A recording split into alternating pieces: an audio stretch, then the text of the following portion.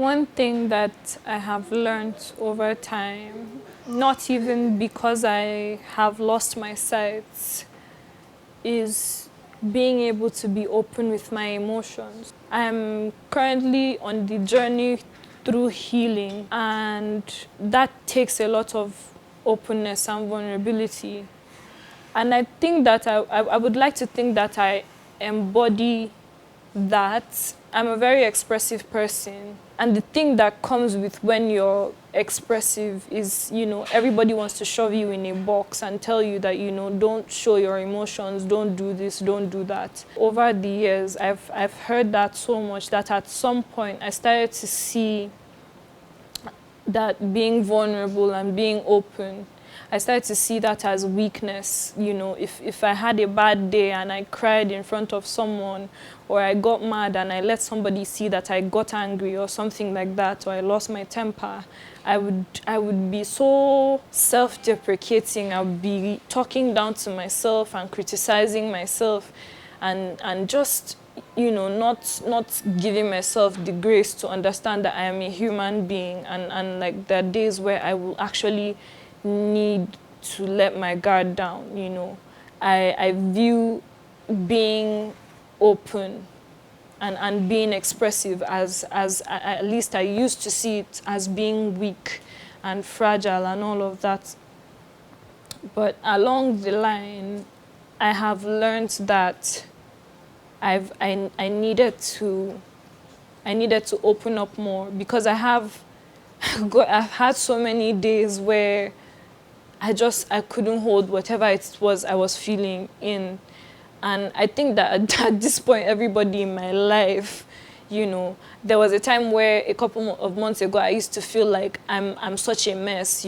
How comes everybody knows what's going on in my life? How comes everybody knows that I'm upset and I'm going through a depressive state right now and all of that? And I would just be talking down to myself. Any small thing, you can't hold your emotion, you cannot do this, you cannot do that. Because I think in the process of being vulnerable too, I think I also needed to learn that, there's people that you cannot be that with, that will not accommodate that or handle that, with care and all of that.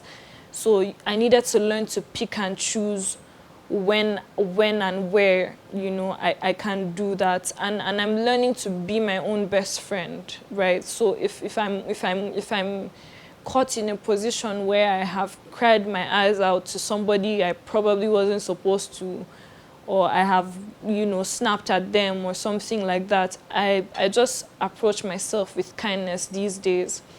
That's just something I had to learn to be okay with, because as I said, like, everybody makes it seem like it's a crime when you're like down in the dumps and you decide that, okay, you just want to sit in the dump and allow yourself ruminate and all of that stuff.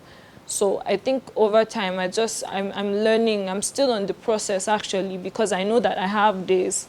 Even this morning, I had a very stressful morning, and I remember I sat and I cried for a bit, and I was thinking to myself, like, oh God, I did it again. Like, for a second, I remember feeling like that, and I had to just find space for my own self and talk to myself and tell myself it's okay. It doesn't matter who saw me in this state. At the end of the day, like, I'm dealing with it how I know how to deal with it, which is the most important thing.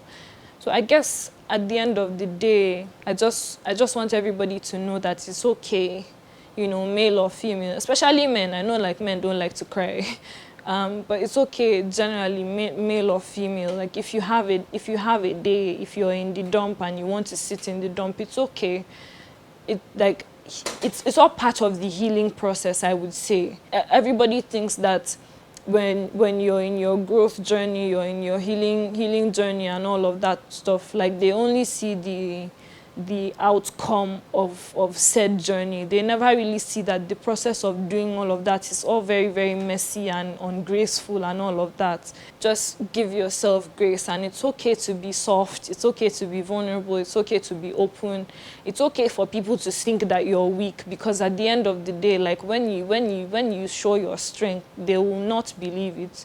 I'm starting to see that, you know, I see myself more and more every day, in as much as I know like there's a part of me that still feels like, oh, I'm still like, you know, I'm still showing up my sleeves and all of that. I still think that at the end of the day, as I am doing that, there's something that's being built in me. My resilience is, you know, it's reaching its pro max level, you know. So I look at them and I think, okay, you're judging me for being this way, you know, sit in my chair and like handle what I'm going through and all of that stuff.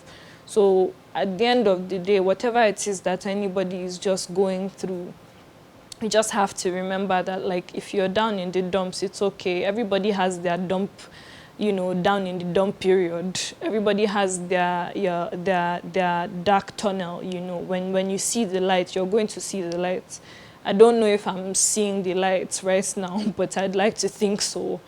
In the last, you know, weeks and all of that, I started going to this, the X-Mine engineering seminar every Saturday. So, you know, and then I started joining their online classes, and I've had my own personal sessions with Dr. Christos as well. So it's been very, very helpful to me. I don't think that I would have done this if it wasn't for him. I've been procrastinating. I have been procrastinating for the past 2 years. But anyways, I'm grateful that I've met him, and I've been going, you know, to the seminars. I learn new things every time I'm there, and it's just nice to sit, you know, with people that, you know, like have basically seen the light, and like want to understand, you know, their mind and all of that stuff, you know. So I think that at the end of the day, that's one of the major things that we're being taught there, is like, you know, don't control your emotions, right? It's like, manage them. Don't just observe and try to manage, so being, basically, if you're being vulnerable and you're being open and all of that, like, I think that that's an aspect of doing that.